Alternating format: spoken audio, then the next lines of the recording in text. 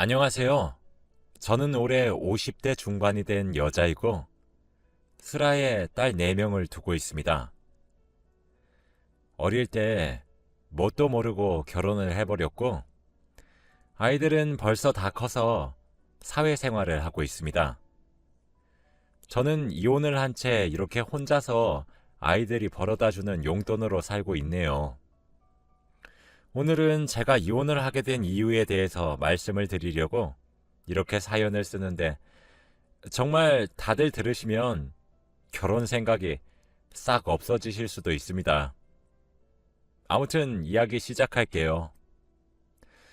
저는 20살이 되자마자 대학 진학을 포기하고 바로 사회생활로 뛰어들었습니다.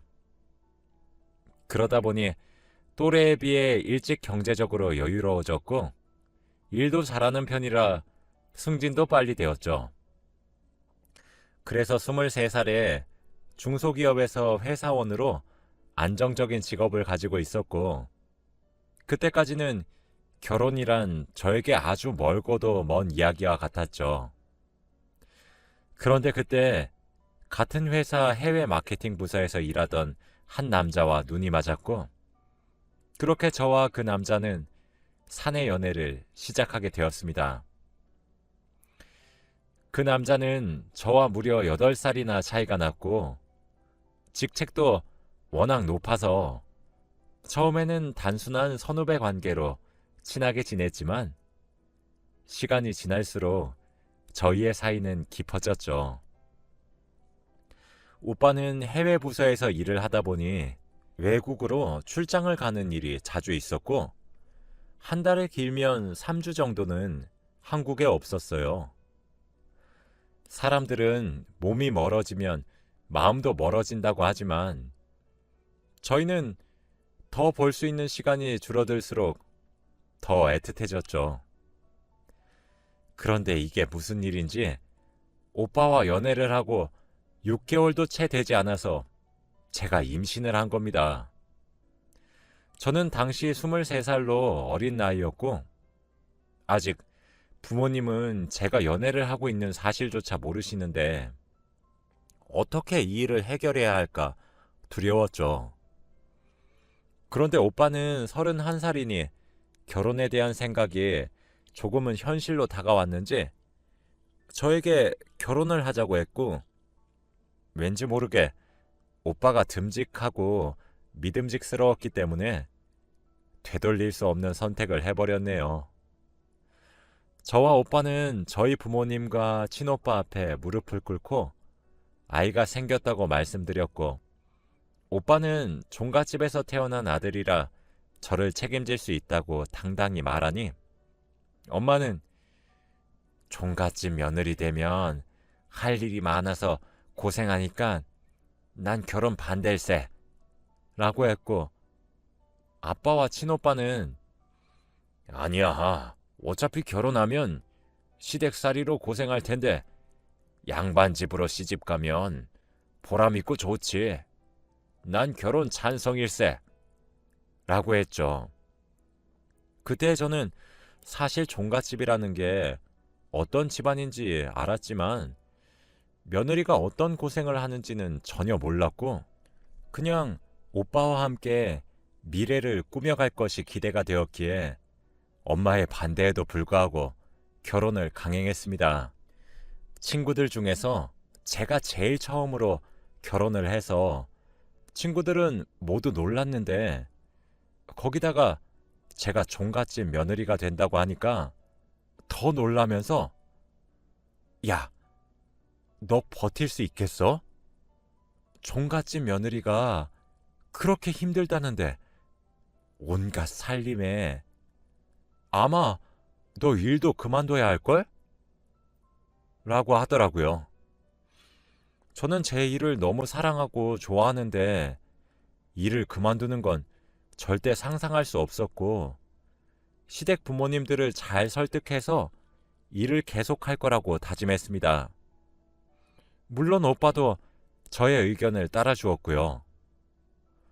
저는 결혼 전 처음으로 오빠의 본가로 내려갔는데, 정말 드라마에서만 보던 그런 기와집에 한복을 입고 돌아다니시는 분들이 가득했습니다.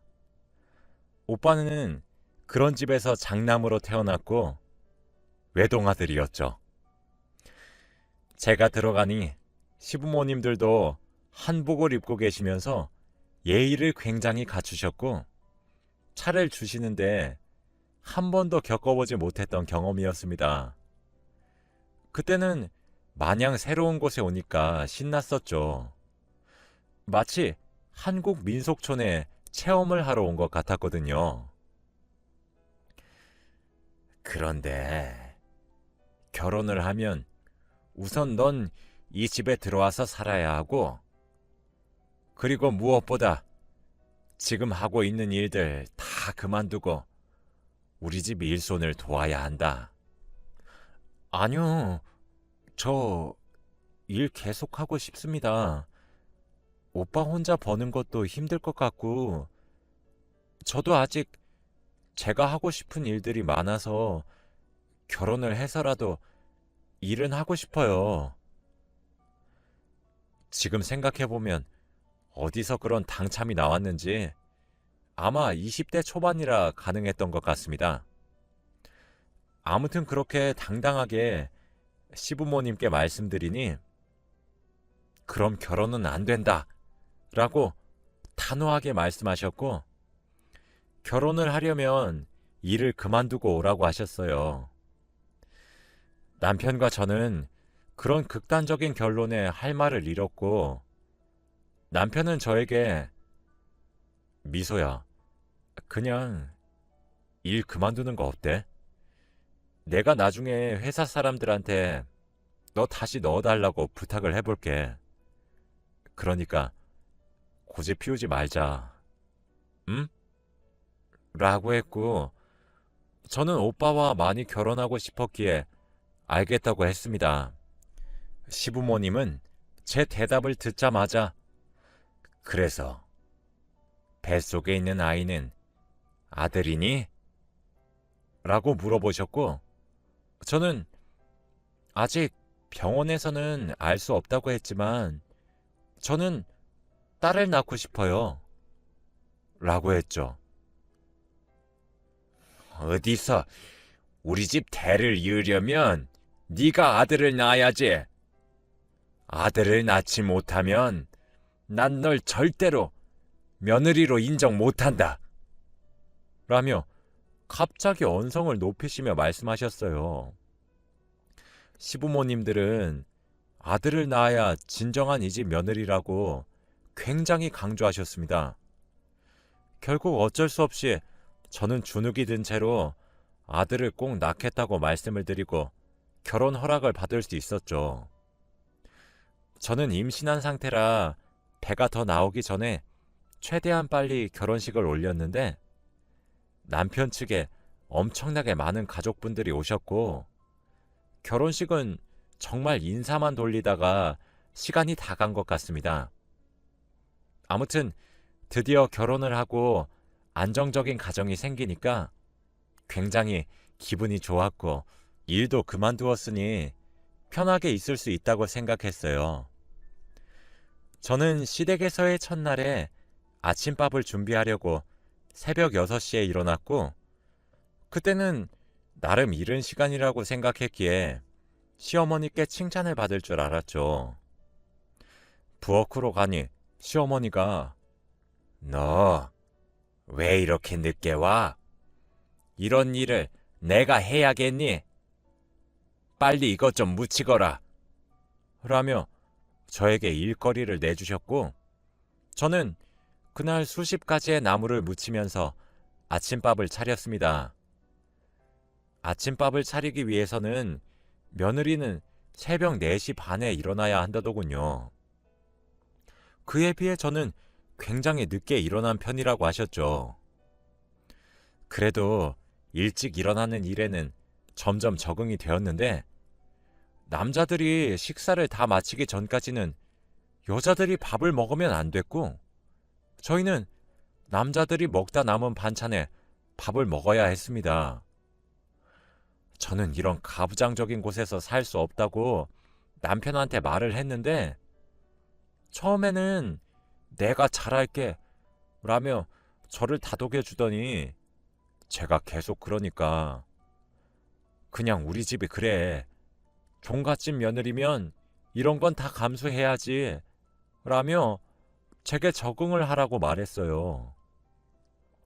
남편 말도 맞지만 그래도 임신을 하고 있는 제가 온갖 집안일들을 다 하면서 하루를 보내니까 허리도 아파오고 온몸이 몸살 걸린 듯이 쑤셔왔습니다. 그래도 아들을 낳으면 조금 나아지겠지라는 생각으로 아이를 낳았는데 딸이더군요. 저는 딸이라는 소식을 듣자마자 기분은 좋았지만 온갖 미움을 받게 될 아이가 너무 불쌍했죠. 역시 집안의 어른들은 딸은 필요 없다. 얼른 둘째를 갖거라. 에휴, 쯧쯧. 아들을 낳아야지. 에휴 하며 새가 지나갈 때마다 한마디씩 하셨죠. 저와 제 딸은 그렇게 온갖 미움을 다 받았어요. 그리고 종갓집이다 보니 집안 행사가 많은데 한 100여 명이 오시는 그 행사에서도 다들 저에게 아들을 못 낳았다며 혼을 냈습니다. 그렇게 저는 총 4명의 딸을 낳았어요. 저도 이제 나이가 40이 넘었고 더 이상 자식을 낳을 수 없는 몸이 되었는데 어른들은 왜 아들을 못 낳냐며 혼내기 일쑤였습니다. 그런데 제가 혼나고 미움받을 때마다 남편은 외국에 나가 있었고 사실상 애들한테 아빠는 없는 거나 마찬가지였어요. 애들이 어릴 때 오랜만에 외국에서 돌아온 아빠를 알아보지 못한 적도 많이 있고 크면 클수록 애들이 아빠한테 낯을 많이 가리더라고요. 그리고 저희 딸들은 당연히 이 집에서 욕을 많이 먹으면서 자랐습니다. 딸들과 저는 눈칫밥을 먹으면서 살아왔고 하다못해 시부모님은 너희한테는 주는 쌀도 아깝다 라고 하시면서 저희는 보리밥만 주셨죠. 그런 모습을 보고도 남편은 저희보다 시부모님이 먼저였는지 한마디도 하지 않더라고요. 저는 그래도 4명의 딸을 사랑했고 아들 1명 낳는 것보다 딸 4명을 낳는 것이 더 좋았어요. 딸들을 다 좋은 대학에 보내면 저를 며느리로 인정해 주시지 않을까 싶어서 애들 교육은 정말 열심히 했어요. 다행히도 딸들은 다 좋은 대학에 들어갔고 전부 다 사자 직업을 가졌습니다.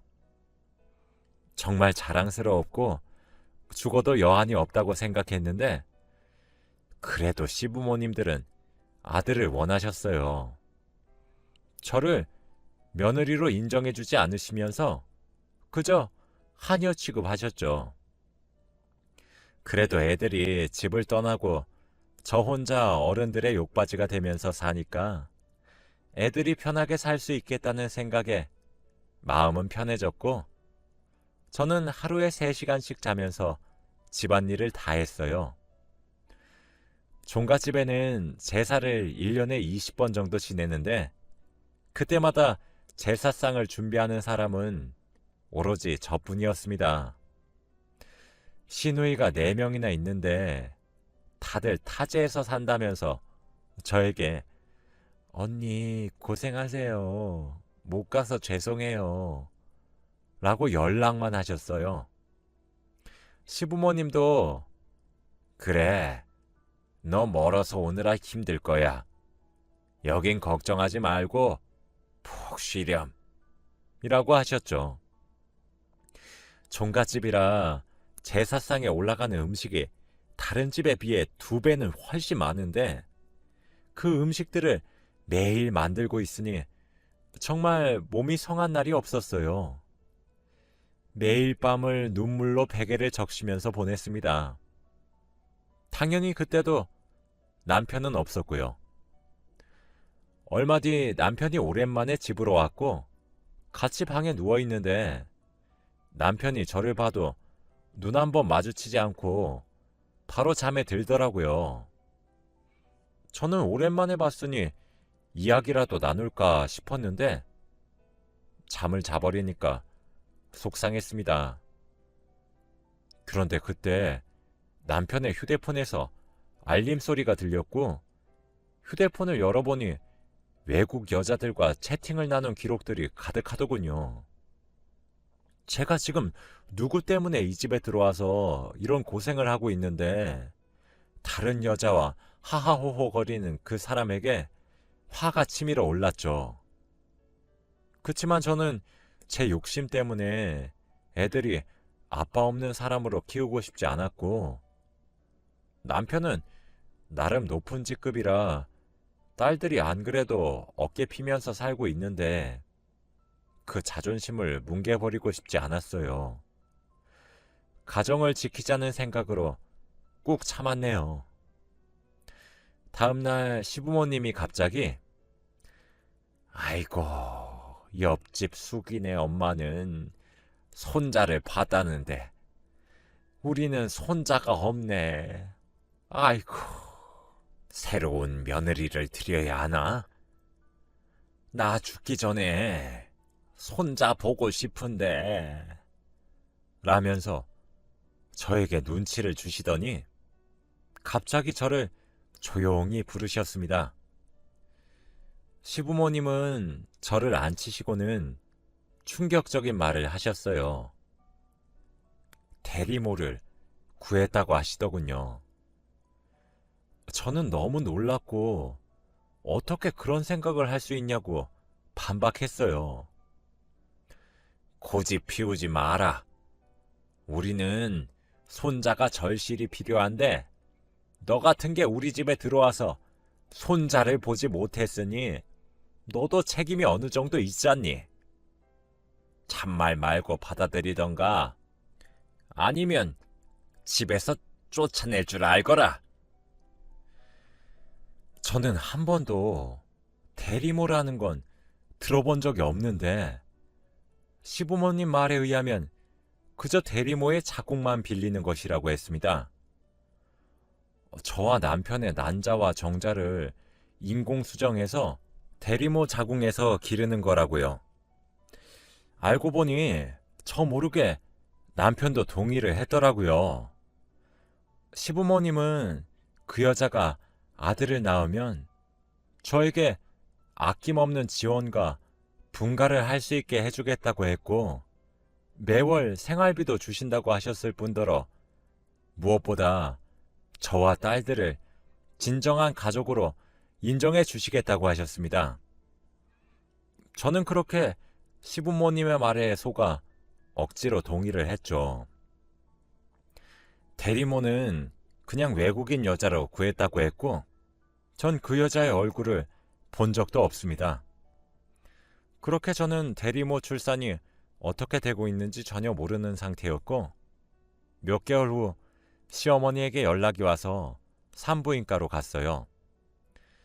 시부모님은 한 아이를 안고 계셨는데 딱 봐도 한국 아이가 아닌 것 같았고 피부는 까무잡잡하면서 눈, 코, 입이 동양적이지 않았죠. 저와 남편의 아이라면 한국적이어야 되는데 말이에요. 그곳에는 남편과 저 시부모님이 있었고 저는 세 명에게 대리모의 얼굴을 보고 싶다고 하니까 안 된다고 하시면서 저를 말리시더라고요. 저는 남편한테 말했어요. 여보, 이 아이 한국 아이가 아닌 것 같은데? 어떻게 된 거야? 뭐라는 거야. 예쁘기만 하구만. 저는 왠지 모르게 수상한 기운이 느껴졌어요. 그때 남편의 휴대폰에서 봤던 그 어플이 생각이 나서 시부모님과 남편 몰래 간호사들에게 이 아이의 엄마를 보고 싶다고 하니까 한 병실로 안내를 해주었습니다. 그런데 병실 밖에는 외국인 마리엘이라는 이름과 그 사람의 사진이 붙어 있었고 한 여자가 있었습니다. 그 여자는 필리핀 여자였습니다. 결국 대리모가 아니라 정말로 자신의 아이를 낳은 것이 맞았다는 것을 알게 되었죠. 그런데 저를 보고 씩 웃더라고요. 그 여자는 제 얼굴을 알 리가 없었기에 그냥 잘못 봤나 보다 하고 병실에는 들어가지 않고 지나갔습니다.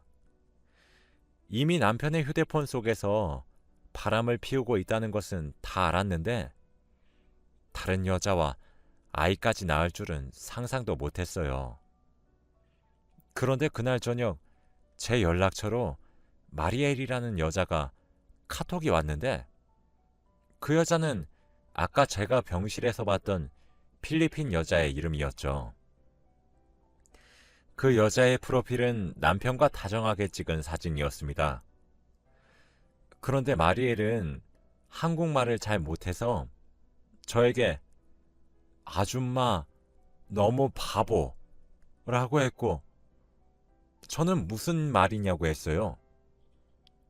그랬더니 마리엘은 내가 엄마 대리모 아니야 라고 했어요.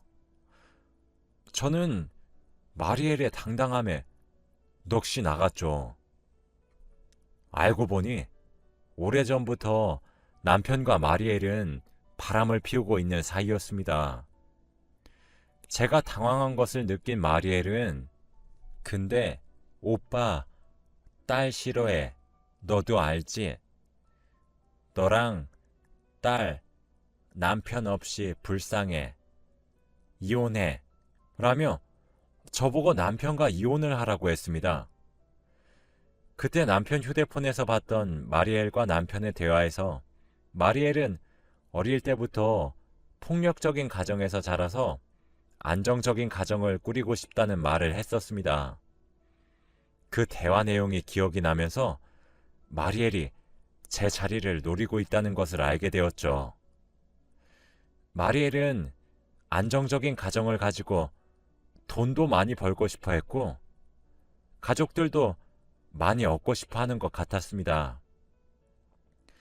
저는 화도 나지 않았고 오히려 이렇게 카톡으로 증거까지 남겨주니까 소송도 쉬웠죠. 저는 바로 이혼 소송을 진행했고 상간녀 소송도 함께 진행했습니다. 제가 위자료를 최대한 많이 청구했고 워낙 증거 자료가 많아서 소송은 쉽게 진행할 수 있었어요. 남편과 시부모님은 돈 걱정 없이 살아서 그런지 위자료에 대해서는 딱히 별 말씀을 안 하셨는데 경제적 형편이 어려운 마리엘은 저에게 합의를 하자고 연락이 왔죠. 저는 절대 합의할 수 없다고 다 갚으라고 했는데 마리엘은 무일푼으로 이곳에 왔지만 이번 일로 인해 갚아야 할 돈이 상당했죠. 그런데 남편은 마리엘에게 돈을 주지 않았다고 합니다. 결국 평생 마리엘은 빚을 갚으면서 살아야 하는 것이죠.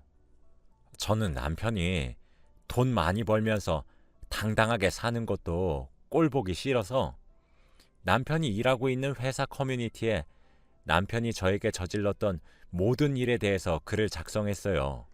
해외 마케팅 부서 종갓집 아들에 대해 폭로합니다. 라고 글을 썼는데 회사에는 이미 남편이 종갓집 사람이라고 소문이 자자해서 바로 알아볼 수 있었고 남편은 저에게 명예훼손으로 고소하겠다고 했지만 저는 명예훼손에 적용되는 모든 것을 피해왔기 때문에 저에게 소송을 걸 수도 없었죠. 종갓집에서 탈출하고 싶었는데 마리엘도 한번 이 지옥 같은 곳에서 살아보게 하고 싶었습니다. 시부모님은 남편의 바람을 알고 있었으면서 대리모라고 거짓말을 친 거였고요. 정말 손자에 환장한 어른들이었습니다. 철없을 적에 이런 집에 시집이나 와서 노예처럼 살게 된 과거가 너무 허망하고 앞으로는 절대 이 근처에 얼씬도 하지 않으려고 합니다. 지금의 저는 딸이 4명이나 있으니 딸들이 모아서 구해준 작은 방에서 살게 되었고 그 둘은 결혼을 했는지 어땠는지 모릅니다. 그들이 준 위자료는 평생 혼자 먹고 살아도 될 정도예요. 혹시 결혼을 준비하시는 분들이 있다면 생각 많이 해보시고 결정하세요. 제 이야기는 여기까지고요.